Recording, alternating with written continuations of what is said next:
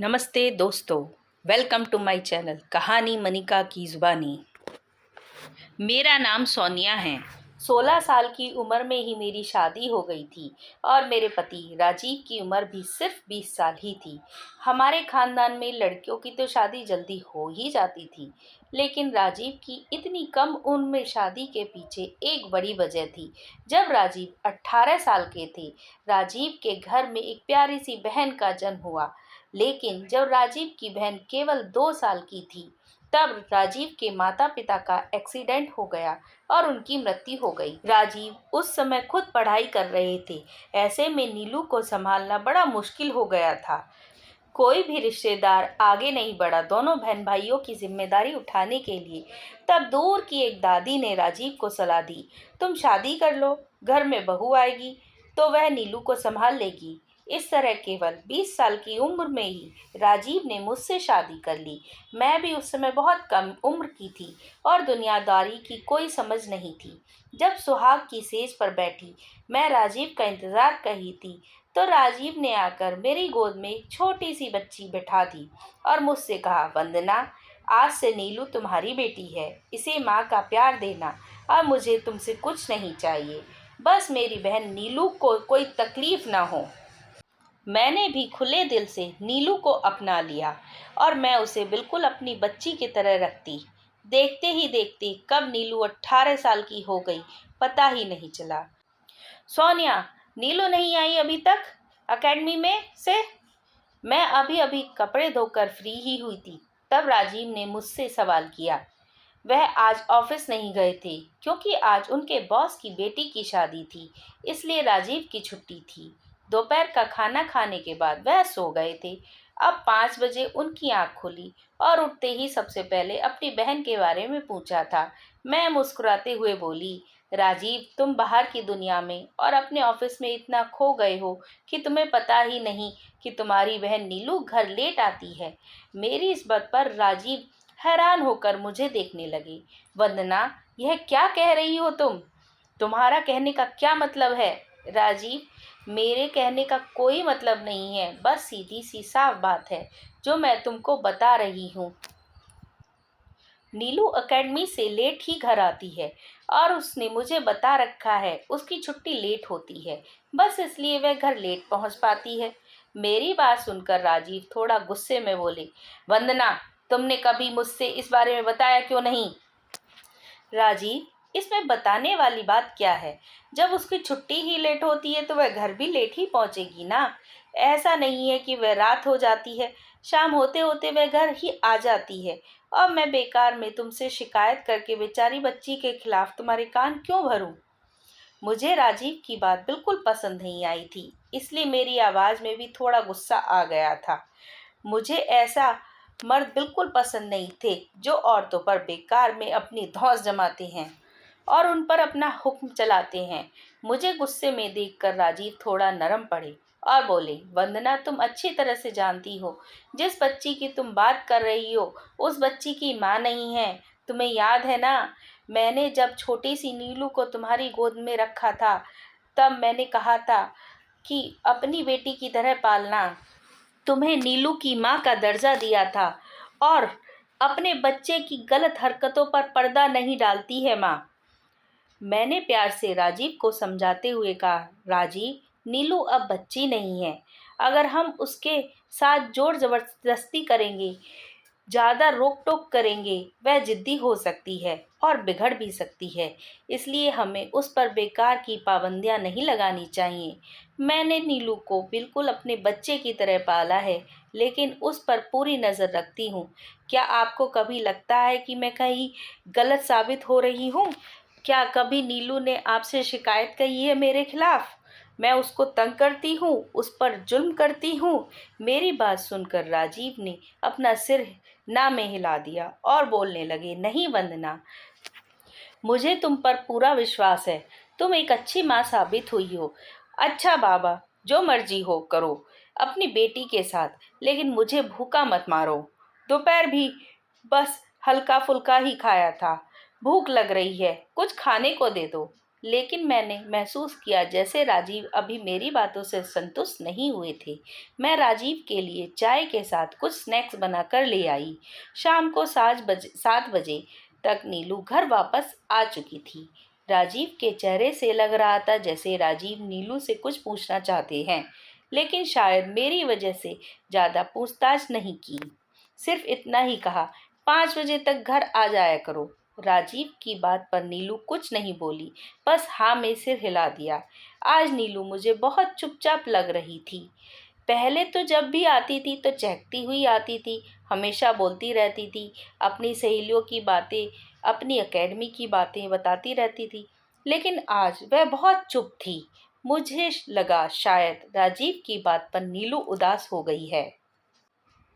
इसलिए मैंने नीलू को समझाने के खातिर कहा, नीलू, अपने भैया की बात का बुरा मत मानना। वह बस तुम्हारी भलाई के लिए ही कह रहे थे। अंधेरा हो जाता है, कहीं रास्ते में तुम्हें कोई दिक्कत ना हो, बस इसलिए कह रहे थे। लेकिन नीलू ने मेरी बात ना सुनी और चुपचाप चली गई। अब मुझे नीलू की चिंता होने लगी। मैंने नीलू के सिर पर हाथ फेरते हुए कहा, नीलू, क्या बात है, तुम परेशान हो? लेकिन मेरा इतना सुनते ही नीलू एकदम गुस्से से बोली, क्या है भाभी? दो वक्त भी सुकून से सांस नहीं लेने देती। आप हर वक्त सवाल जवाब से तंग कर कर रख देती हो। कह दिया ना एक बार, कोई प्रॉब्लम नहीं है, लेकिन आप तो हाथ धोकर पीछे ही पड़ गई हो। इतना कहकर नीलू पैर पटकते हुए कमरे में चली गई। मुझे बहुत हैरानी हुई। इससे पहले कभी नीलू ने ऐसा नहीं किया था। वह तो शुक्र था राजीव कमरे में जा चुके थे, नहीं तो पता क्या तमाशा खड़ा हो जाता। मेरे अंदर से किसी ने मुझे नीलू के खिलाफ भड़काना चाहा, लेकिन मेरे दिल ने समझाया, जरूर बच्ची पढ़ाई की वजह से परेशान होगी, तभी ऐसे बोल गई, वरना नीलू पहले कभी ऐसे नहीं बोली थी।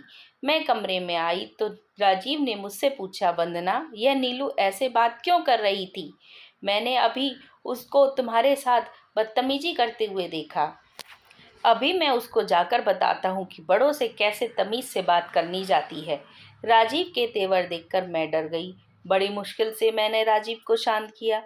मेरे बहुत ज़्यादा समझाने पर राजीव मान गए, लेकिन मुझे समझाते हुए बोले, वंदना, अभी तुम नीलू से नाराज ही रहना, इतनी जल्दी मत मान जाना, नहीं तो वह समझेगी तुम्हें कोई फर्क ही नहीं पड़ा और फिर वह तुम्हारी कभी आगे इज्जत ही नहीं करेगी। मैंने भी हाँ में सिर हिला दिया और राजीव के लिए अपने दिल में इज्जत और ज़्यादा बढ़ गई। राजीव को मेरा इतना ख्याल है। सच कहते हैं, पति ही हमारी पत्नी की इज्जत करवाता है। मैं तो सोच ही रही थी अगले दिन नीलू के साथ नॉर्मल रहूंगी, जिससे कि नीलू का मूड अच्छा हो जाए। लेकिन राजीव की बातों से मुझे भी लगा, हाँ, नीलू को एहसास दिलाना ज़रूरी है।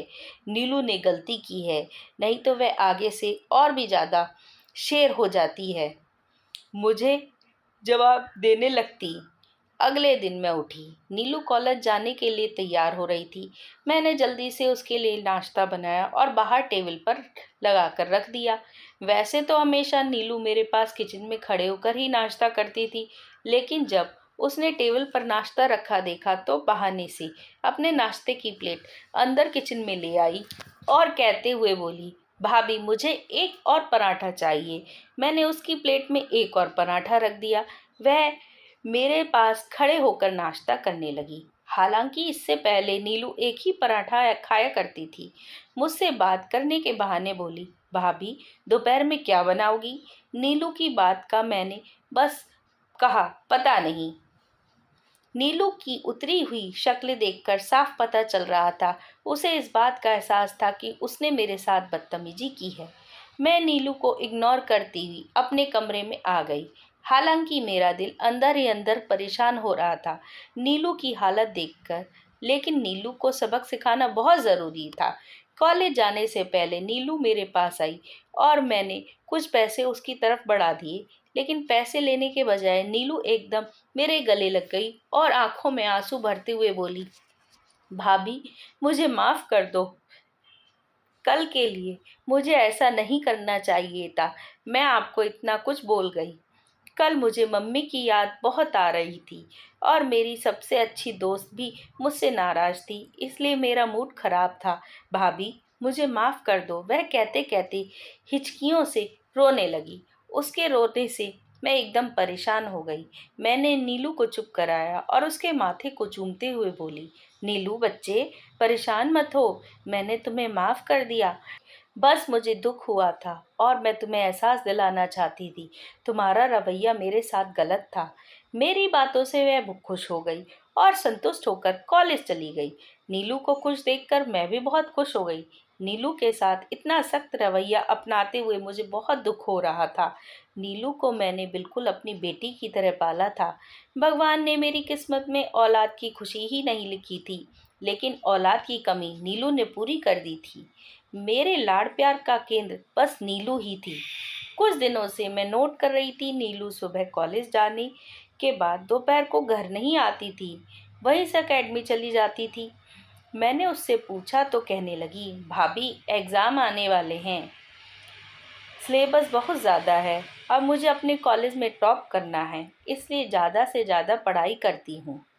7 बजते बजते नीलू अकेडमी से घर वापस आ जाया करती थी, लेकिन मैंने महसूस किया था जब भी नीलू अकेडमी से शाम को वापस आती तो बहुत ज़्यादा थकी थकी सी होती थी।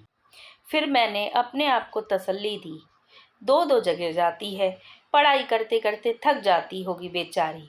आज राजीव की मौसेरी बहन हमारे घर आई थी। मैंने घर की कोई भी मेहमान आता तो मैं दिल खोलकर स्वागत करती थी, लेकिन कोई भी मेहमान आता तो वह दिल तोड़ने वाली ही बातें करता था। जाते हुए लोग मुझे एहसास दिला ही देते थे कि मैं बाज हूँ। आज तो हद ही हो गई। मीना दीदी ने कहा, राजीव भैया, आपको दूसरी शादी कर लेनी चाहिए, क्योंकि मुझे लगता है अब भाभी माँ कभी नहीं बनेंगी। अगर भगवान ने उन्हें औलाद की खुशी देनी होती तो अब तक तो दे दी होती।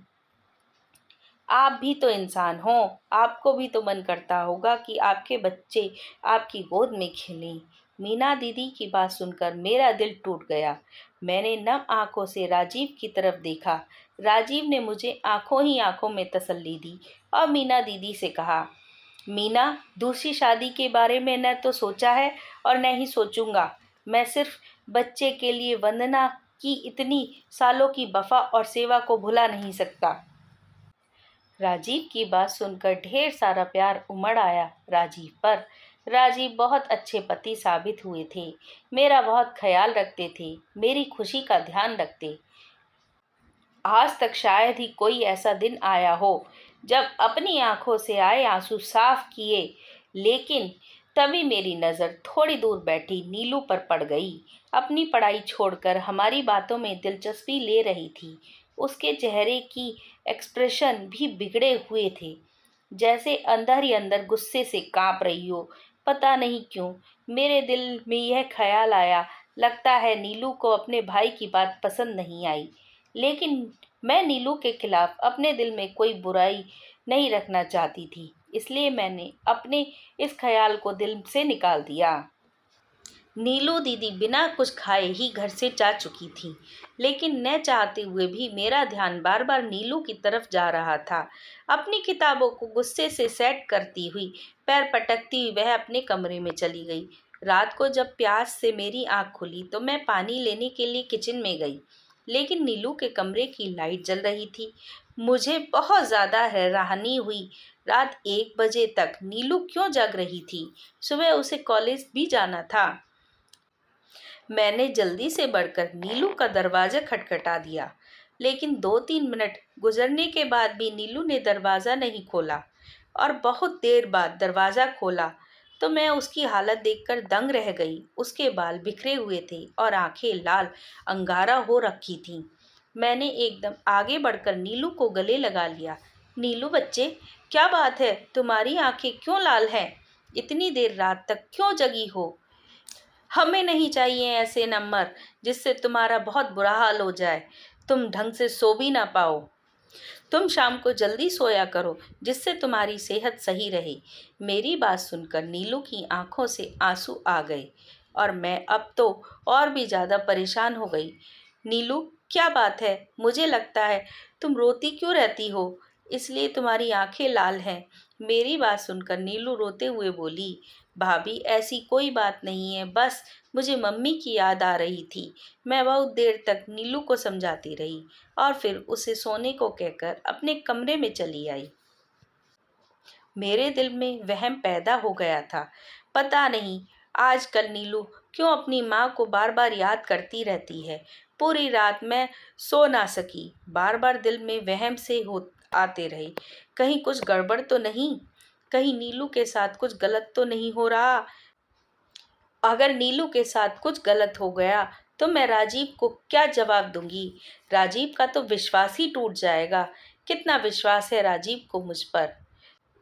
क्या कहूँगी राजीव से जब राजीव मुझसे पूछेंगे, तुमने माँ बनकर मेरी बहन की यह कैसी परवरिश की है। मेरे दिमाग में एक ऐसा ही जवाब नहीं आ रहा था कि मैं राजीव को संतुष्ट कर पाती। मैंने बीच बीच में उठकर नीलू के कमरे की तरफ देखा, लेकिन उसके कमरे की हर बार लाइट जलती हुई मिली। मैं परेशानी में करवटें बदलती रही। तभी घड़ी में 5 बजे का अलार्म बज गया। मैं उठकर बाहर आई, लेकिन मैंने देखा ठीक उसी समय नीलू के कमरे की लाइट बंद हुई थी। मैं सोच रही थी, सुबह हो गई है, नीलू बाहर आएगी और भगवान की आरती करेगी, क्योंकि आज तक का यह नियम है। नीलू रोज सुबह उठकर भगवान की आरती करती थी, लेकिन अब मैं कुछ दिनों से देख रही थी उसने अपना यह नियम तोड़ दिया था। लेकिन मुझे लगा यह नीलू का पर्सनल मामला है, इसलिए मैं उससे इस बारे में कोई जवाब या दखल देना नहीं चाहती थी। अगर उसे भगवान में लौ लगानी होगी तो वह मेरे कहे बिना ही, बल्कि खुद अपने दिल से भगवान को याद करेगी। मैं नहा धोकर फ्रेश हुई और घर का एक दो काम निपटाने के बाद जल्दी से नाश्ता बनाने लगी। थोड़ी देर बाद नीलू भी फ्रेश होकर आ चुकी थी। वह कॉलेज जाने के लिए एकदम तैयार थी। मैंने नीलू के लिए नाश्ता लगाया। वह मेरे पास खड़ी होकर नाश्ता करने लगी। जब मैंने नीलू से कहा, नीलू आज एकेडमी की छुट्टी ले लो, आज जल्दी घर आ जाना। नीलू बोली, ऐसा क्या ज़रूरी काम है जो मुझे एकेडमी से छुट्टी लेनी पड़ेगी। मैंने उसे बताया, तुम्हारे लिए शॉपिंग करनी है। मैं सोच रही हूँ तुम्हारे लिए कुछ नई ड्रेस ले आऊँ। काफ़ी दिन हो गए तुम्हारे लिए शॉपिंग नहीं की है। मेरी बात सुनकर नीलू मुस्कुरा दी और कहने लगी, भाभी इतनी सी बात के लिए एकेडमी की छुट्टी क्या लेनी। आपको जो भी कपड़े पसंद आए आप मेरे लिए ले आना। खुशी खुशी वह कपड़े मैं पहन लूँगी। मेरी पसंद नापसंद का कोई सवाल ही नहीं उठता। बस मैं छुट्टी नहीं कर पाऊँगी। मेरा एकेडमी जाना बहुत ज़रूरी है। नीलू की बात सुनकर मैं दंग रह गई। यह पहली बार हुआ था शॉपिंग के नाम से नीलू खुश नहीं हुई थी। फिर चाहे एकेडमी हो या कॉलेज, वह छुट्टी ले लेती थी, लेकिन आज पता नहीं क्यों छुट्टी के लिए बिल्कुल भी राजी नहीं हुई। मेरा दिल बैठा जा रहा था। नीलू के जाने के कुछ देर बाद ही मैं उसका पीछा करते हुए एकेडमी पहुंची। लेकिन जब मैं वहां पहुंची तो पता चला एकेडमी में तो छुट्टी है, क्योंकि आजकल टीचर की खुद की शादी थी, इसलिए पूरे हफ्ते कोई बच्चा नहीं वहां आ रहा था।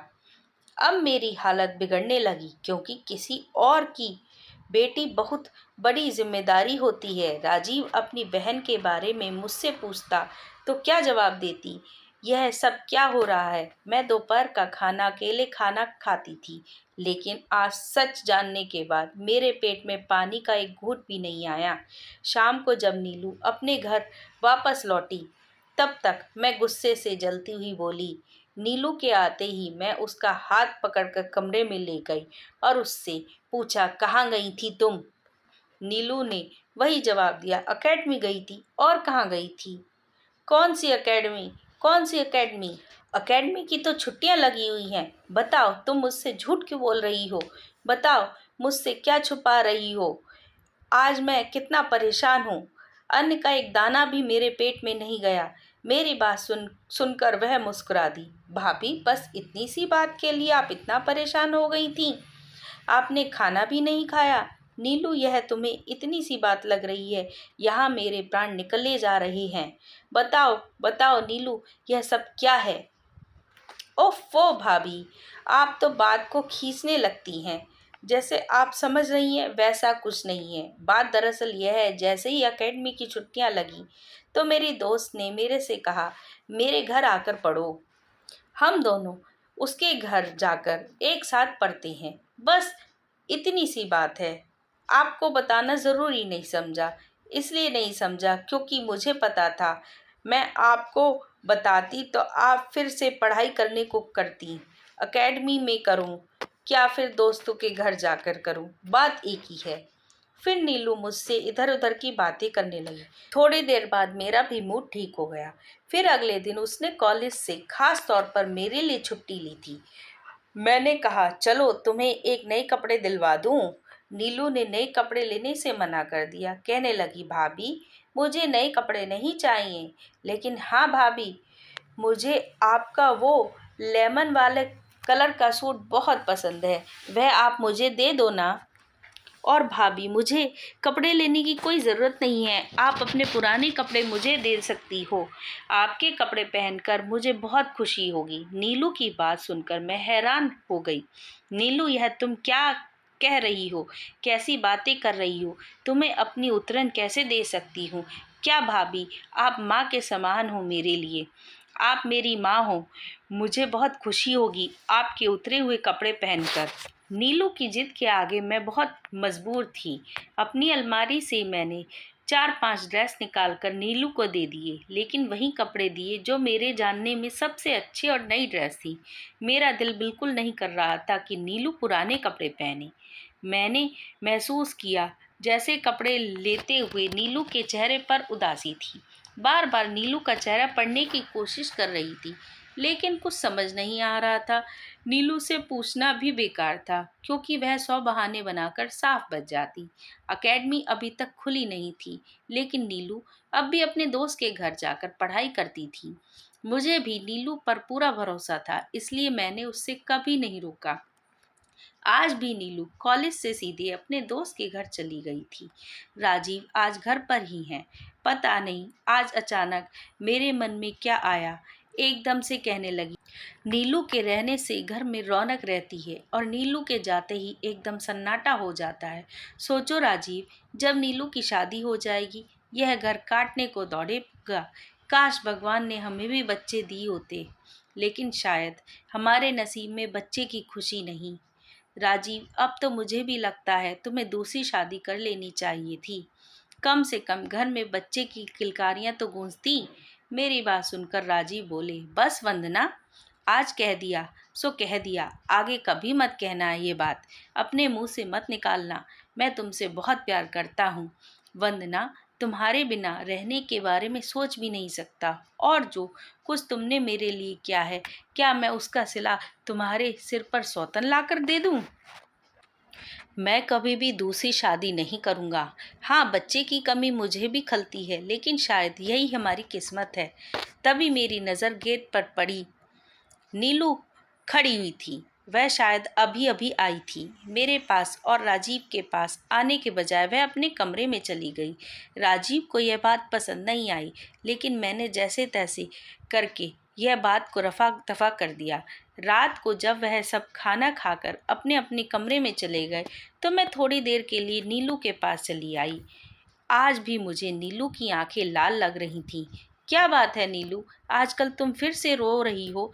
मेरी बात सुनकर नीलू की आंखों में और भी ज़्यादा आंसू आ गए और कहने लगी, वह मम्मी की याद कर रही है। मुझे बहुत ज़्यादा दुख हुआ नीलू, तुम आजकल अपनी माँ को कुछ ज़्यादा ही याद करती हो।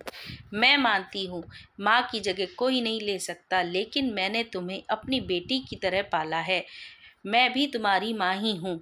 फिर तुम्हें ऐसा क्यों लगता है तुम्हारी ज़िंदगी में माँ की कमी है, जो हर वक्त तुम माँ को याद करती रहती हो? मेरी बात सुनकर नीलू बोली, आपने तो मुझे माँ से भी बढ़कर प्यार दिया है। बस ऐसे ही कभी कभी माँ की याद आ जाती है। और कुछ देर में नीलू के पास बैठी रही, फिर उठकर अपने कमरे में आ गई। अगले दिन से नीलू ने मुझसे कुछ ऐसा कहा कि मैं हैरान रह गई। शाम को नीलू नहाने के लिए बाथरूम में घुस गई, और जब नहाकर निकली तो मैं उसे देखकर हैरान रह गई, क्योंकि उसने मेरा मैला उतरा हुआ सूट पहन रखा था। नीलू, यह क्या? क्या तुम्हारे पास कपड़े नहीं हैं जो तुमने मेरे मैले कपड़े पहन रखे हैं? मेरी बात सुनकर वह बोली, भाभी आपके कपड़े पहनती हूँ तो आपकी खुशबू आती है, बस इसलिए। लेकिन नीलू, कम से कम धुला हुआ तो सूट पहन लेती। यह मैला सूट क्यों पहन रखा है? क्या जरूरत थी? लेकिन भाभी, कपड़े धोने के बाद उनमें से आपकी खुशबू चली जाती है, इसलिए मैंने आपके गंदे कपड़े पहन लिए। अभी नीलू को कपड़े पहने हुए 15 ही मिनट हुए थे, तभी राजीव घर आ गए। और फिर उसके बाद तो रोज का ही यह नियम हो गया। राजीव के घर आने से 15 मिनट पहले नीलू उतरा हुआ सूट पहन लिया करती थी। अब तो राजीव ने भी नोटिस करना शुरू कर दिया था। एक दिन मुझसे कहने लगे, वंदना, नीलू हर वक्त तुम्हारे कपड़े क्यों पहनती है? क्या उसके पास कपड़े नहीं हैं? नहीं राजीव, ऐसी बात नहीं है। नीलू के पास ढेर सारे कपड़े पड़े हुए हैं, लेकिन मैंने तो उस दिन भी कहा था, चलो तुम्हारे लिए नए कपड़े लेकर आती हूँ, लेकिन नीलू ने मना कर दिया। लेकिन मेरी बात सुनकर राजीव संतुष्ट नहीं हुए थे। मेरे दिल में ख्याल आया, कहीं राजीव को यह तो नहीं लग रहा कि मैं उसकी बहन को अपनी उतरन जानबूझकर पहना रही हूँ। अगले दिन नहाने के बाद मैंने अपने कपड़े फौरन उतारे और धो दिए, नीलू जिससे मेरे गंदे कपड़े ना पहन सके। लेकिन मेरी हैरत की हद तो तब रह गई जब नीलू ने इसी बात पर पूरा घर सर पर उठा लिया। भाभी, जब आपको पता है मैं आपके उतरे हुए कपड़े पहनती हूँ, तो आपने अपने कपड़े क्यों धोए? राजीव के आने का समय हो गया था। मैंने जैसे तैसे करके उसे शांत करने की कोशिश की, लेकिन वह किसी तरह शांत नहीं हो रही थी। बार बार घड़ी की तरफ देख रही थी। नीलू बोली, भाभी, आप अभी दूसरे कपड़े पहन लो और यह उतरे हुए कपड़े मुझे दे दो, मैं पहनूंगी। अब तो पता नहीं क्यों मेरे दिल में भी शक होने लगा। जरूर कुछ गड़बड़ है। राजीव के आने का समय हो चुका था और मैं घर में कोई अशांति नहीं चाहती थी, इसलिए मैंने दूसरे कपड़े पहने और अपने पहने हुए कपड़े नीलू को दे दिए। लीनू ने मेरे कपड़े लिए और खुशी खुशी वह कपड़े पहन लिए। मैंने सोच लिया था मैं आज सच्चाई जानकर रहूंगी। अगले दिन संडे था। घर का कुछ सामान लेने के लिए राजीव पास की दुकान पर गए थे। नीलू भी साथ चली गई। मेरे पास यही मौका था। मैं नीलू के कमरे में आ गई। बेड पर वही रात वाला सूट पड़ा हुआ था जो कल रात नीलू ने पहना था। मैं नीलू के कमरे की तलाशी लेने लगी। जैसे ही बेड से तकिया हटाया तो मुझे बहुत ही अजीब सी गंदी बदबू आई। मैंने गौर किया तो वह मेरे कपड़ों से आ रही थी। मैंने जल्दी से कपड़ों को उलट पुलट कर देखा तो मेरे सिर पर आसमान गिर पड़ा। मेरे कपड़ों में खून लगा हुआ था और कपड़ों से इतनी गंदी बदबू आ रही थी, उन्हें छूना भी अच्छा नहीं लग रहा था। मैंने जल्दी से कपड़े दूर फेंक दिए। तभी दरवाज़ा खुला और नीलू आ गई। मुझे अपने कमरे में देखकर एकदम हड़बड़ा गई। भाभी, आप? नीलू, क्या है ये सब? आज मुझे सच बताओ। तुम्हें मुझे सच बताना ही होगा, वरना आज मैं अभी इसी वक्त अपने माँ बेटी का रिश्ता खत्म कर दूंगी। रोते हुए मेरे पैरों में पड़ गई नीलू और बोलने लगी, नहीं भाभी, अगर आपने ऐसा किया तो मैं मर जाऊंगी। मैंने नीलू को कंधा पकड़कर उठाया। तो फिर बताओ, मुझे यह सब क्या है? तुम रोज मेरे उतरे हुए कपड़े क्यों पहनती हो और मेरे कपड़ों में खून क्यों लगा है? नीलू अपनी आंखें साफ करती हुई बोली, मुझे माफ़ करना, आपका दुख नहीं देखा जाता भाभी। जब भी आपको कोई बांझ बोलता है तो मुझे बहुत गुस्सा आने लगता है। मेरा दिल खून के आंसू रोता है। जब आपकी सूनी गोद देखती हूँ तो मुझे समझ में नहीं आता ऐसा क्या करूं कि आपकी गोद हरी भरी हो जाए। कभी कभी यह सोचकर बहुत ज़्यादा डर लगता है, कहीं भैया दोषी शादी न कर लें। जब मैंने यह सारी बातें अपनी दोस्त को बताई तो उसने मुझे एक ऐसी औरत के बारे में बताया जो जादू टोना का काम करती है और वो मेरी परेशानी दूर कर सकती थी। मैं और मेरी सहेली उस औरत के पास गए तो उस औरत ने कहा, तुम्हारी भाभी माँ की बीमारी तुम्हारे अंदर लानी होगी और उसके लिए तुम अपनी भाभी के पुराने कपड़े पहनोगी और मेरे पास आओगी। फिर कुछ ऐसा मंत्र पढ़ेंगे जो तुम्हारी भाभी की बीमारी तुम्हारे अंदर आ जाएगी। 9 दिन तक मैं तुम्हारे कपड़े पहनकर उनके पास जाया करती थी। 10वें दिन उस औरत ने कहा, अब जो कुछ करना है वह तुम्हें अपने घर में ही करना है। रोज शाम 7 बजे से 21 दिन तक तुम अपनी भाभी के उतरे हुए कपड़े पहनोगी और मेरा दिया हुआ यह मुर्गी का खून उन कपड़ों पर लगा दिया करोगी। पूरी रात यही कपड़े तुम्हें पहनने हैं। भाभी, 21 दिन में अभी 8 दिन हुए हैं। देखना, 21 दिन होते ही यह बीमारी तुम्हारे अंदर से चली जाएगी और यह बीमारी मेरे अंदर आ जाएगी। फिर तुम माँ बन सकती हो। नीलू, तुम मेरी नंद हो और मुझसे इतनी मोहब्बत करती हो। शायद कोई असली बेटी भी मुझे इतना प्यार नहीं करती। नीलू को गले लगा लिया और वह रोने लगी। नीलू, मुझे माफ़ कर दो। मैंने तुम पर बेकार में शक किया। और पागल, तुम मेरे लिए इतनी बड़ी कुर्बानी देना चाह रही थी। तुम्हें क्या लगता है अपनी खुशियों के लिए मैं तुम्हारी खुशियों का गला घोट दूंगी? ऐसी खुशियाँ मुझे नहीं चाहिए जो तुम्हें दुख दें। और नीलू, यह सब अंधविश्वास होता है। यह जादू टोना कुछ नहीं होता। अगर भगवान मुझे औलाद देता तो पहले ही दे चुका होता। लेकिन मुझे अब औलाद की कोई ज़रूरत नहीं है, क्योंकि मेरी ज़िंदगी में मेरी औलाद से भी बढ़कर तुम हो। मैंने राजीव को कुछ नहीं बताया।